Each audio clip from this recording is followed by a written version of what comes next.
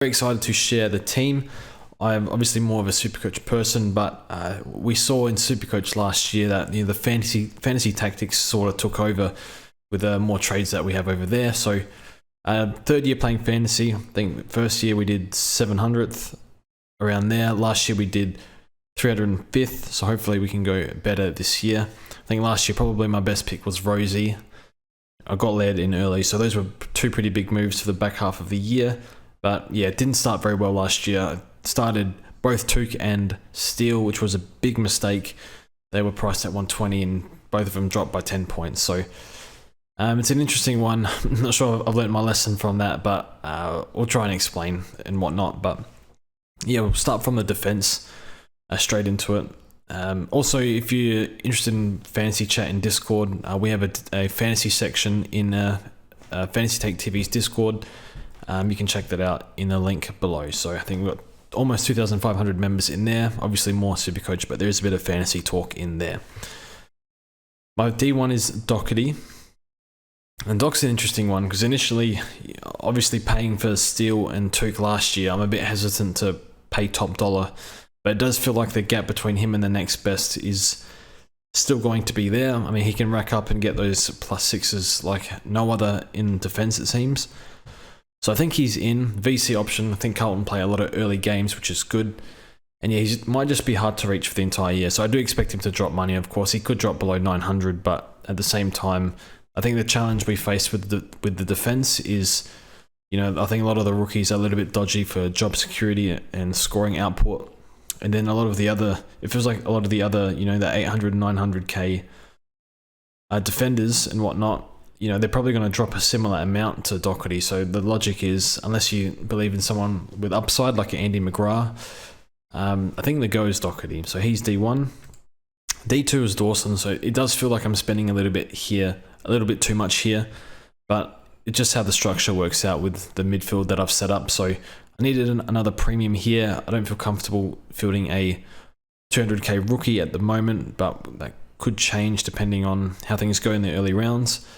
But yeah, Dawson's my D2, so being a Crow supporter, I just trust him so much back there. Maybe Miller takes one or two kick-ins away from him, but regardless, he's the main man back there. There's a bit of age upside as well. We're still only 25 years old, but yeah, he's the general back there. He takes heaps of marks, and we look to him for sure. So I think another thing last year, he started quite slow because he was underdone, had a bit of calf soreness, came into the team. And yeah, took him about 4 or 5 weeks to get rolling. So I guess it depends if he loses any kickouts or not. Probably, I don't think so. Maybe they go from Smith, but yeah, however way you spin it, there might be a little bit of upside, or if not, fair price, which I'm happy to pay.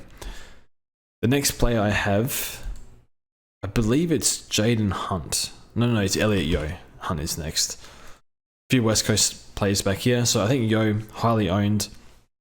Second practice game wasn't super impressive, but the first one was, and all the PR has been good. So definitely has keeper potential, but we know how injury prone he is. Maybe he needs a rest at some point and see if his body can hold up. But nonetheless, he's pretty hard to pass up at 600k, knowing what he can do when he's fully fit. And then the next one is Jaden Hunt. So Jaden Hunt is he's a pod, I think, 4% owned. So I don't think he's a great pick at all, but I do see West Coast reverted to, I thought they were going to play a bit quicker from the PR that we got out of West Coast, but they marked a lot, like Barras, McGovern, I think they went big. Cole did really well, like Hearn just did Hearn things. Hunt only had the 60, so I think he's more of a impact player than a accumulator, because he's never really been an accumulator. But in the West Coast defense, he's done 70 in the past. We know that at Melbourne, he said that they used him as a lockdown defender, whereas he came to West Coast and he said he's been freed up. So mostly halfback and a bit of wing, I think, something like that. So if he can do 70 for us and just, make a bit of money, I'll be happy with that. I think more realistically, like 65, but we'll see. Yeah, he's had a few big scores in the past, so I guess you hope for them. But I think all reports is he's been playing really, really well, so that's why he's in. But yeah, he's very cheap, 370k. So pay up for a bit of job security and no sub risk. The next player we have is Charlie Constable. So regardless of whether he gets dropped or not in the early rounds, I think you got to have him for the scoring power. And yeah, 330k is basically a little bit more than a rookie, I guess. So yeah, you treat him as a rookie. He makes money. If he gets dropped, trade him out. If not, he'll make a lot of money. So it's with that logic, I think you can't fade him because he can do a lot of damage if you don't have him. Yeah, had a lot of turnovers on the weekend, so a little bit concerning. Even the week before, I don't have the stats for that, but I thought he turned it over a bit or missed a few kicks. The next one is Jinbi, so yeah, low tog, which is a slight concern, but yeah, looks super impressive. Just that big body in there. And I believe the hype around him. Yeah, people comparing him to Oliver, comparing to Bont, and I can see it. He's just that big body, contested winner, and looks really good, looks really clean. I'm not afraid to dive on the ball, so yeah, I'm a fan of him. Always skeptical on top 10 picks because they're young and their bodies aren't as seasoned as the other guys who have had 3, 4, 5, even way more pre-seasons. But I was impressed with him, and I think we got to have him. So on the bench, I got Cowan. It'll be Cowan or Chincotta, whoever gets named. Hopefully one of them does, because I know they got like Marchbank and McGovern to come back in potentially. And then Darcy Wilmot. So Wilmot's just whatever. I definitely think he's best 22. Maybe sub risk, I'm not sure. But yeah, just a bench guy. Chuck the E on Cowan. But yeah, hopefully we get like a 200k so I can save some money. But I deliberately left money in the bank just in case we need someone like Cowan. So now the midfield. So yeah, as I said, I started Tuke Miller and Jack Steele last year, priced at 120. They both did 110-ish. But I've gone for Laird here. Laird's a tough one because he's the main captain option, of course, but he's so expensive. And obviously, Laird can do 120. And if he holds 120, that's fine. But if another player in this position does 100, or priced at 100, does 105, well, I'm losing out on points per dollar here. Or even worse, he does less than 120, and someone else in this position does plus 10 on their average. So that would be really bad. But I think you get scores from the captain. I think he's going to be very hard to trade in, just because he's a top-line premium. And just watching Laird, obviously, watch the Crows every week, but he just looks like he's running on the clouds every week, just running on air. So that makes sense.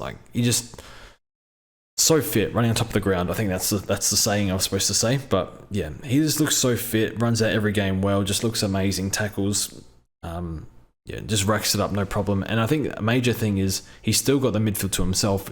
Sam Berry, I liked. I don't have Sam Berry in this team. I think the structure has forced me to go to Dawson at D2. But I actually believe in Sam Berry. He had 2 tackles and he still scored 80. And we know he should average 8 or 9 tackles per game, or 9.5 he did last year. So I think Berry can do 100, but I just can't fit him in. Next player. This player wasn't too sure about. We'll go with the 2 dogs, boys. So McRae and Bont. So I saw McRae's game I watched the intra-club. I thought he was almost best on ground, if not best on ground. And I watched the second practice game, and he was taking a lot of marks, and he ran out the game really well. Was looking for cheapies on the wing, which was really, really good to see. So he played a bit more outside than inside. The CBAs were still 60%, but it was the other boys doing the grunt work. I think Baz had 18 contested. McRae had really low, I think 4 contested possessions, something like that. Obviously, he's not going to average 4 for every week, but yeah, regardless, I think McRae's a gun, priced at 103. I think he can improve on that without Josh Dunkley, and he looked really good. He did not run out games very well last year, so it's always a concern as the season goes on, but I think he's priced at his floor, 103. So hopefully he can do 4 or 5 points of upside and be a keeper for us, or top 8. The next one is Bont. So Bont's an interesting one because more of a Supercoach pick, so he'd need to do probably 125 in Supercoach, which I think he can, to do 110 in fantasy. And I actually think that can happen. In 2021, I think up until the bye, he was going around 110 or something. He went on a really, really strong run when he was in peak form. His CBAs were, I think, 75% back then. I think now they might be just 65 or something like that. So it's a tough ask, but no Dunkley there. Although Dunkley was out for a lot of that season as well in 2021. But yeah, it just feels like that he's primed for, fully fit. Bont is, the last time he was fully fit was first two-thirds of 2021, and he basically had the Brownlow one until he copped a shoulder knock that year. I think it was round 15, round 16. So I think this time around, he'll have a much better season than last year. I like the Dogs' prospects this year. I think a few more years into their tools, which will help. And yeah, their midfield's just unbelievable to watch for, especially for fantasy purposes. So priced at 100, I think he is. Yeah, 100.5. He's in for me. I'm a big fan. Not sure he's top 8, but I think he can push it, and I think there's definitely upside with the pick. I mean, played through injuries. Lob should help him play less forward, and yeah, no Dunkley. So those three things should mean upside for Bont. Now, I'm not sure if I should be going down to a cheaper player here instead of taking a 4th premium, because I'd love to get Dawson to a premium, but the structure I'm running just doesn't allow it. So I got James Worpel in. In my opinion, James Worpel is a must-have. I think he can do more damage to your team if you don't have him than actually having him. I understand that, if he starts butchering the hell out of it, Sam Mitchell won't be happy, and he might, do something to his mid-rotations or take him out of the team or something like that. I'm not sure, but the PR from Worpel is that he's back to his best. I can't remember who said that. One of the players said it. He's one of the hardest workers at the club, and his first practice game I thought was fine, just his kicking was bad, like really bad, but his second game, kicking still needs some work, but his ability to win first possession on the inside, I think it's better than Newcomb, so he's going to play an important role for them, I think, as long as he keeps that sort of form or close to it up in the second practice game. And 450, that's nothing. We know you can do 90, but yeah, I guess it's fair that you have your doubts about Worpel. I think he's too cheap to pass up. The next player we have is Finn Callaghan. I'm not super confident in him, but he's basically, 400k. He's like a glorified rookie, or more expensive. Does know how to find the ball. I think he had 35 in a VFL game off injury, and then kind of just played injured for the rest of the year. Didn't play much, but he looked good in the practice game. And I think the main selling point here, or one of the main selling points, is the Giants' early fixture. I think they play, is it North? I can't remember. I know they play the Crows, they play Carlton, always difficult. I think it's Essendon and Hawthorn in there as well, something like that. Or maybe West Coast is in there, I can't remember. So yeah, a few of the bottom teams from last year. So he's in for me, and hopefully he just gets us like a 75. I'll be happy. But yeah, wing roll always difficult. Next player is Ashcroft. Yeah, Will Ashcroft. Big fan of Ashcroft, and yeah, big lock. So no more needs to be said there. Next one is Phillips. I'm missing a player that I can't not remember. So yeah, Will Phillips. I think Phillips was there. Oh, Cam McKenzie, that's the one. So I think this will be a very common setup. Ashcroft, McKenzie, and Phillips. So yeah, Ashcroft, I'm wasting my time talking about him. Phillips, I'm not too sure. Played pretty poorly against the Dogs. Only had 19 touches in his first practice game. But I think that's probably enough for your M8 for the time being. So he does play West Coast in round 1, so I think I'm happy to field him. But I do worry that he might drop some like 50s and 60s. So I think you definitely got to have him. It's just where you have him on the bench or at M8. I think we're struggling for mid options. So I think you got to have him at M8, and hopefully the CBAs, they should hold up and he can perform. And then Cam McKenzie is super impressive. I think there was a few injured clubs where, or early preseason days, or I don't know, maybe February, where he was almost best on ground, like one of the standouts. So that has carried through, and yeah, with young guys, I think you temper your expectations, but I think you can't pass him up. And then on the mid bench, I've got McVee and Davey. So yeah, Davey looked quite good. I think he ran out of gas. I don't know if he has the tank to play AFL just yet. I think in his draft profile it said endurance needs a bit of work. I'm not too sure, but yeah, he looks really good, really lively around the at half forward, and yeah, knows how to find the ball, so which is good. So yeah, very impressed with him. So he's in, and McVee is a bit of a nothing pick, but if Salem's out, I think he should have good job security. But yeah, he can play lockdown roles, but the week before he had 14 or 16 touches. I think his VFL numbers were pretty low. Would have been low teens in the possession count. So, look, I absolutely don't want him anywhere near my field. I'll put the E on Davey here. But I honestly think, do you pay it for Philippou? Then you start hurting your on-field team. So probably will not pay for him. But yeah, hopefully, what is this? Oh, that's weird how the emergency does that. Yeah, I'd rather not pay for Philippou and just hurt the on-field team. I mean, if I could, I would, but I just can't figure out a way how to do that. But yeah, hopefully he just holds his spot, and he's also the swing is nice, and hopefully he can just make, I don't know, 150k would be incredible. I'll take that. It just needs one of those disposal game, like a 115 disposal game. Moving to the ruck line. So this has been my ruck all preseason. Rowan and Witts. So Rowan is a lock, obviously, and then Witts. I mean, you go through the options here. Gawn is just overpriced for his ruck split. As good as he looks, I just can't pay that. Also interrupted preseason. So Gawn is one. Gawn seems to get injured mid-season a fair bit, like niggles and stuff, like knee soreness and whatever, but also the hamstring in preseason. Very much on the minor end, and they might manage him throughout the year. They might give, Gawn is 31.5, I think, so they can easily just say, we're going to win this game. Gawn, go forward. Grundy, you're 28. You ruck for this game, or whatever they do. I don't like Gawn as a starting pick at all. I like him like post-bye or something like that when, they're storming home. They need to get all those wins to secure top 4 or top 2, whatever they need to do. So that's my logic for no Gawn. I think English, 2 soft tissue injuries. I wouldn't even dream about it. And then Grundy, no. Rob, don't know if he's like going to be number 1 ruck all year, or they use Philthorpe more, Himmelberg more on the ruck. They've trialled that. The other one, I guess, is Darcy. Cameron, no, like soft tissue in preseason and bad ruck split. And then Darcy's an interesting one. So I think he's not too bad. But I'm a bit sus on durability risks because he's had a few niggles, but he looks really fit. I think it's either Witts or Darcy for me, and I think I've gone Witts. Just has the better buy around, which helps. And yeah, full preseason this time around, but so does Darcy. So I think he's splitting hairs between those two. I don't think there will be much in it. I think Witts should go low 90s like he did in the post-buy, so fingers crossed for that. I think our ruck is, I think Samson Ryan will play eventually. So this is an interesting one.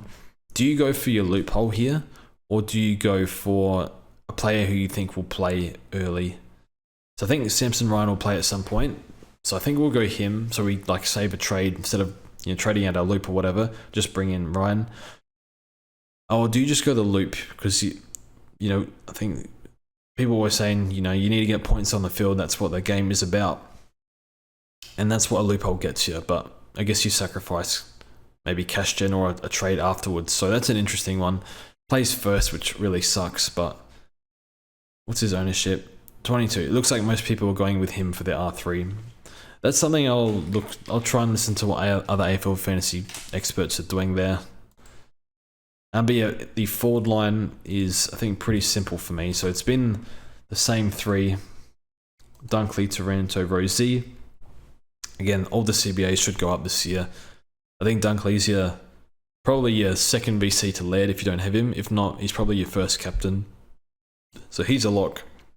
Not much to say on Taranto. Played really well on the weekend. All the CBAs in the world, and there's not a lot of point scorers in that Richmond midfield, especially with Hopper looking a little bit underdone. And then Rosie's a star, so great preseason from him. Been overseas, all that. I did drop Cogs. I don't mind Cogs. I think he's probably got the worst durability of the lot. I guess you could make a case Taranto's hasn't been great, and Dunkley's missed. Dunkley, I wouldn't call injury prone. Just had 2 really bad incidents over the past 3 or 4 years. And then Rosie's only really had the foot issue, and otherwise he's been fine. But yeah, I think they're all underpriced and all too hard to pass up. And then Gordon comes in. I haven't really analysed this one. I just thought, okay, they got to give him some mid-time. I think he'll get like 40%. How can they not play him a bit midfield when he's trained a bit there and his performances in the preseason? So yeah, I think if he goes bang like that again early, and you don't have him, what's his ownership again? 31. Yeah, everyone's jumped on him. So I think you just jump on him and see how it goes. Not much to debate. And I think the F5, if you're not going Cornelio, this is without a doubt probably the hardest position to pick in the entire team. So there's two here. There's Flanders or Bruin, and I've opted for Flanders. Now I know that the criticism of Flanders is his CBAs aren't high enough. Hopefully he can pull a Dylan Moore and just average 80 plus from half forward with, I don't know, 10 to 20% CBAs. Because his work rate's exceptional. I think his preseason's been, I don't know, unbelievable by the sounds of it. If you visit Gold Coast website or look on Twitter and all the stuff they've had on Flanders. But yeah, something's definitely clicked for him over the past, I don't know, 9 months or so. So yeah, played really well on his practice game too. Just, yeah, the work rate. Sometimes he's like stuck on a wing, which is very annoying, but it's more the half forward pushing up to stoppage. The high half forward role. I think they want him around the ball and used it pretty well, I thought. Yeah, he's a damaging player as well. He doesn't really waste too many possessions from what I saw. I did watch him closely, probably went for a few too many short kicks actually. But other than that, yeah, he's a good player. Anyway, yeah, probably reading into that a bit too much, but yeah, just impressed with the main thing here is the work rate. Ability to get from contest to contest was super impressive. So he's in for me. Next player, like this is whatever. I'd love to get this up to Tanner Bruin, but Sheasel. Tanner Bruin's, he's in my Supercoach team, which I'll do tomorrow, but yeah, I think he might be better for Supercoach than fantasy. Didn't take any marks against Brisbane, but it was a tough game, muggy up there. So not too sure. So I think they'll probably come.